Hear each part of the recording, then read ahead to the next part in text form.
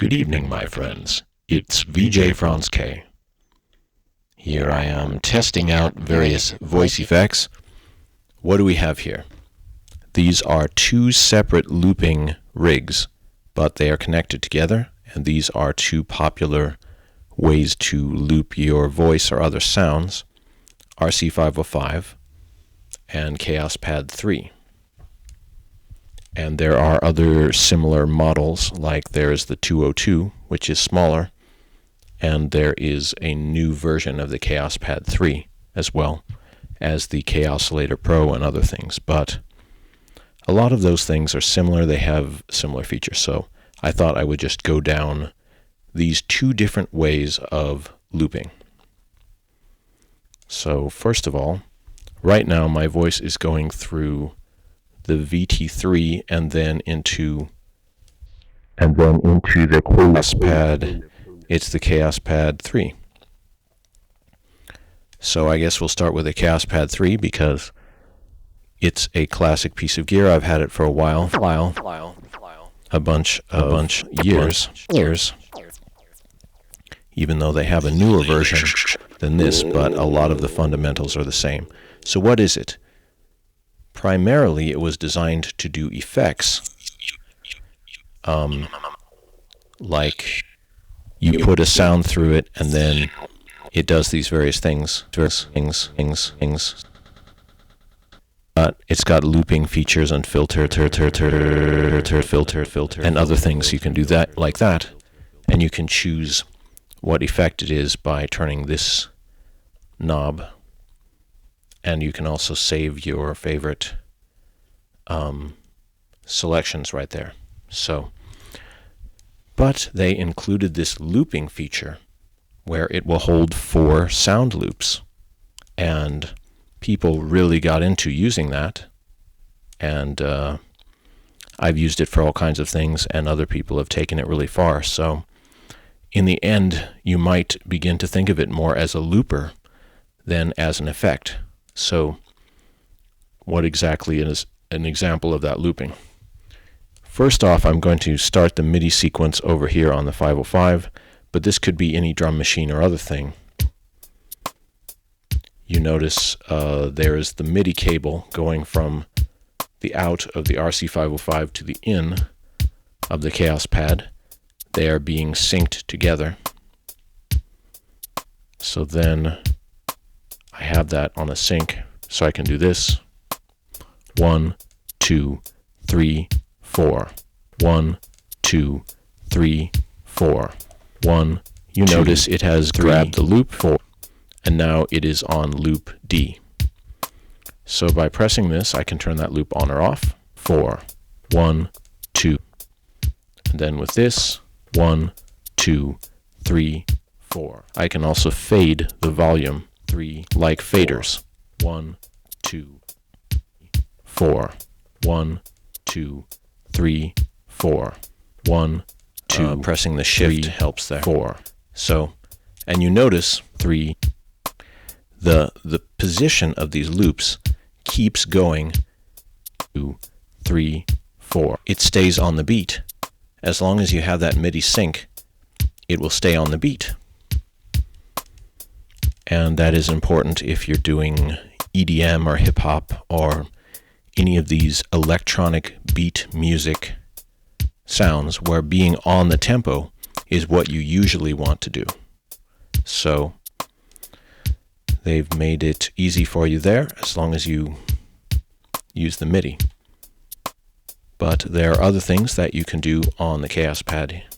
For example, 1, 2, when you have your loop 4, you can select it, and then 3, 4. 1, 1, 1, 1. Notice I have turned off part of the loop. 1, and this is one of the special features of the Kaoss Pad, is that you're able to 1, 1, 2, 1, 2, 1, 2, 1, 2, 1, 3, 3, 3, 4. You're able to 3, 4.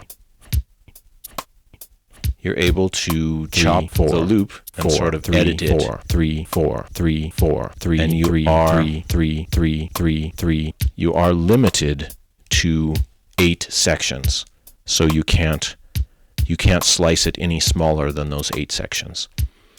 So that is somewhat limited. And also, you can only do 4/4 beats. You can't do 3/4 unless... I think I got it to do 3/4 beats one time by sampling 4 beats and then turning off a fourth of it. So, but that's kind of a workaround. Anyway, 3, 3, 3, 3, 3.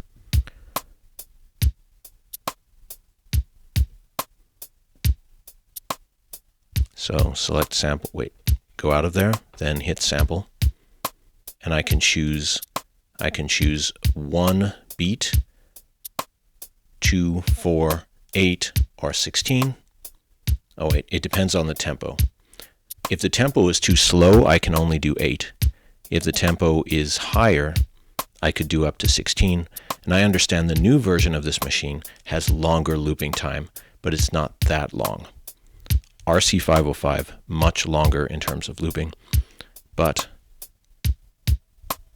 1, 1, 1. See, I've just captured this single 1 beat loop there. Press sampling, and then again onto the loop I want to record. Press again onto the loop that I want to record. Press again onto the loop that I want to record. Press again onto the loop that I want to record.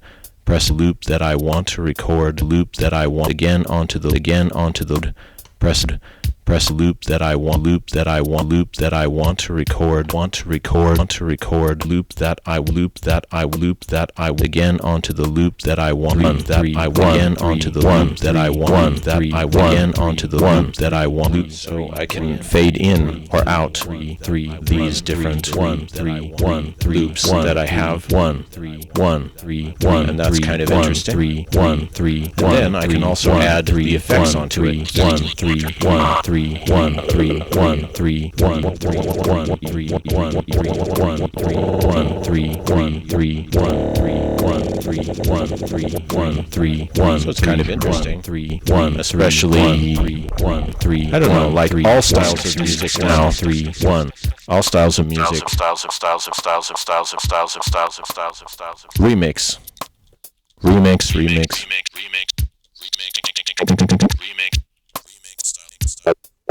All styles of music like remixing. So chopping the audio or doing other weird things with it. Chopping the audio, chopping the weird things with it.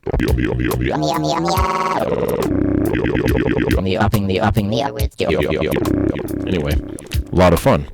One more important thing that we have here is the ability to resample. And what exactly is resampling in this case? Well, that is, it records from the output of the unit right into one of these loops.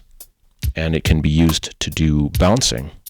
And bouncing is just when you take several loops and mix them down into one. And then you could use those slots to record more stuff. So let me show you an example of that. So to do that, it's sampling, and I hit Shift Sampling. And then it is ready. But actually, before I do that, 3 3 1 3 turn on my loops. 3 1 3 1 3 1 3 1 3 1 3 3 3 1 3 1 3 1 3 1 2 1 3 1 1 1 4 1 1 1 4 1 2 3 4 1 2 3 4 1 1 1 4 1 1 1 4 1 1 1. Get ready to resample. Here we go. 1 1 1 1 4 1 1 1 1 1 1 1. Now notice it recorded every part of what I just did. 1 It's all been recorded onto loop number A, or loop letter A. So there it is. 1. And now I could put new stuff in these loops, knowing that it's all been mixed down to loop A. and that is called resampling, and a lot of people would call it bouncing. And that's an important feature a lot of loopers have, and the RC505 does not have that feature. So it's kind of, that is one of the major weaknesses of the 505, is that it doesn't have the ability to bounce the tracks, though you can overdub, and there's a lot of other advantages. But anyway, that is a major thing in favor of the Kaoss Pad 3. So now that I have that, I have two loopers connected into one another. So 1, 2, 3, 4, 1, 1, 2, 1, 4, 1, 1, 3, 4, 1, 2, 1, 1, 1, 3, 4, 1, 2. So what did I just do there? I dubbed from the Kaoss Pad 3 onto the RC505. So now the loop is here. 1, 1, 1, 1. And actually, this is a pretty cool way to work, because by running one machine into the other, you get to use the advantages of both machines together in one set. And that could be interesting, and I've been doing that since I hooked it all up like this. And you'll see some of my other videos where I'm using these two together instead of separately. And that's pretty cool. So let me tell you now about the different way that the RC505 works. 1, 1, and the advantages that it has. You notice the sliders are 1, 1. I don't know, they don't feel expensive, but they can move quickly. 1, 1. So you could even fade them up and down like a DJ would, and maybe that is what they're designed for. You get this nice display of the loop going around in a circle, so you can see the position of each loop. That way, it's very nice. Keep your mind focused on what is going on. It does include this backup drum set that pop number 3, but a bunch of fairly common sounding loops. Nothing amazing, but they're good enough, and it can be handy when you're recording to use one of these that is just basic. For example, the 909 beat, or the metronome, or a thing I like to do. I will often use just kick and hi-hat. Kick and hi-hat 2. That's a very basic pattern. You can hear it just kicking and hi-hat, and it's simple enough to let you know that your loops are lined up correctly. Sampling on the RC505 is quite cool, and one of the special things about it is that you can loop a very long amount of audio. I don't know if I've ever reached the maximum limit for a loop length on this machine, but it can just keep going and going and going as long as you want. Sampling on the RC505 is quite cool. Special things about it is that you can loop a very low amount of audio. And there's some interesting effects, but it can keep going. Each machine has a bunch of effects that are quite interesting. Like here we have that vinyl flick, the beat scatter amount of audio. Don't I know if I've ever reached maximum for a loop length or a loop machine on this, but keep going. It can just going and going as long as you sampling RC5 is so it's like a live remixer, and there are a lot of different ways you can adjust it. So cool effect. I know if I reach maximum for length on this, you can sort of chop your loops into nonsense if you're using vocal stuff like I've just been recording. But if it's just an interesting pattern, it sounds like a live remix happening right in front of you, so that's cool. See, what else can I say? RC505, it's a newer machine, so you can understand why they may have added a bunch of things, and it's designed for vocalists. You can plug your microphone directly in here. You don't need... I'm going to use my second microphone. You can plug your microphone directly into it, even though I'm sending it through this other machine. I'm sending it through the voice tone synth here. Voice tone, I'm sending it through the voice tone synth. Because I can, but that's kind of interesting. Yeah, it is designed for beatboxers and other vocalists, so it's really configured that way. Whereas I think the RC505 was probably created with DJs in mind first. But, you know, it would be interesting to see what Korg would do with a vocal Kaoss pad. I was thinking, you know, Kaoss pad vocal or Kaoss pad V for 5 or something could be for vocalists. I don't know. But anyway, the two machines amount of audio. What else can I say? There are a lot of different effects on the 505. You have dynamics, which is compressor, and you can set it in various ways to just add a little bit of extra polish to your incoming vocals. There's this delay.